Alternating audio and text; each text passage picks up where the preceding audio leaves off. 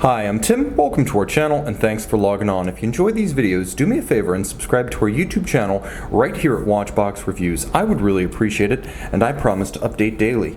If you love this watch, you can see it and you can purchase it on our website, thewatchbox.com. And today we are discussing a lovely Breguet Classique. This is the Classique Power Reserve, or Reserve de Manche, reference 5277 in rose gold. You can see the timepiece wears easily on my 16 centimeter circumference wrist. I'm trying to give you every vantage point possible to gauge scale as well as proportion. And the timepiece is lovely. It is an ultra thin timepiece that measures 8.1 millimeters thick, and including the outer lips of the bezel and the case back, 38.5 millimeters in diameter on my 16 centimeter circumference wrist.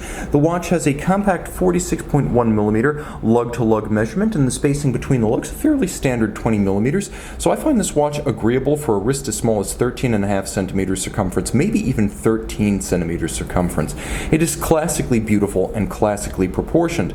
Now the watch is graceful and nuanced, and the strap is well matched to the rose gold of the case. We'll get a little bit closer, and you can see the strap is a medium brown, large rectangular scale, semi-gloss alligator leather, unbolstered. It features a folded edge and a monotone stitch, and a simple Breguet style rose gold pin buckle. You can see an appealing piece to match the case, and the case is simple but studied. As you can see, the flanks are cold rolled to create the coining and then hand finished, and the lugs themselves are welded into place with evidence of the weld removed to create the clean break between case band and lug that you see here. It's a labor-intensive and time-consuming process, which is appropriate for a high horology timepiece from a high horology brand. You can see the strap held in place on both sides by a screw fixed bars, no spring bars here, the way it should be on an expensive, valuable, and delicate timepiece.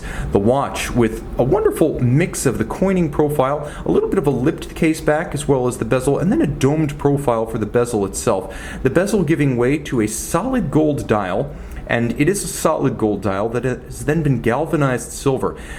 There is also rose-lathe guilloche, which is why you see guilloche main or hand guilloche.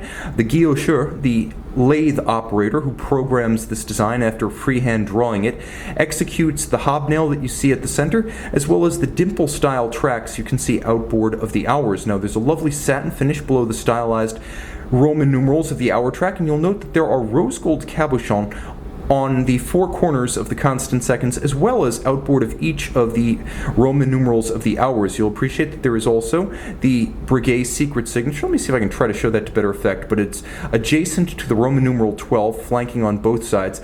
And then you have fire-blued steel hands for the constant seconds, the Breguet style hands for hours and minutes, and the Power Reserve scale, which, as you can see, is 96 hours.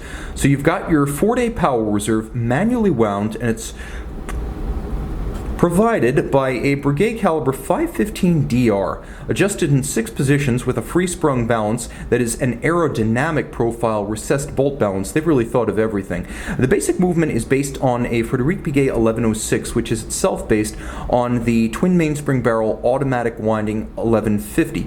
So that's where the Power Reserve comes from. You can see that the bridges themselves are a bit, shall we say, more plain than you would have on a conventional purpose-designed manual wind watch. You can see some design relics of the automatic winding bridge atop the bridges themselves. What's unarguable is that the finish is world-class. You can see the Côte de Genève have a rich texture laid down by abrasive wheel rather than stamped, and you can see that because they're darker on one side than they are on the opposite side. That gradient is the sign of real abrasive wheel Côte de Genève. You can also see the edge of every bridge as well as every jewel and screw countersink lighting up, gleaming and beaming. The optically smooth rounded mirror chamfer known as anglage. This is the real thing done by hand, not machined with a beveling device.